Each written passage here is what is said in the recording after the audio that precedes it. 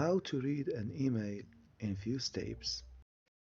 First thing, you have to go to Play Store to download this application email, and we go to email.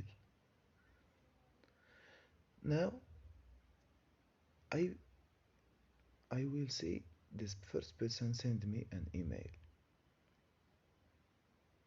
I will go to this email.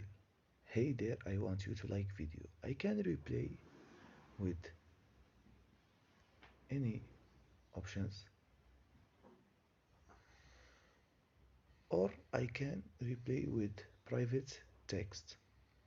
Reply all, and you write okay, I I will done, and send to him your reply. This is the easy way to send and receive message on email. This is all for our video. Like it the video, and thank you.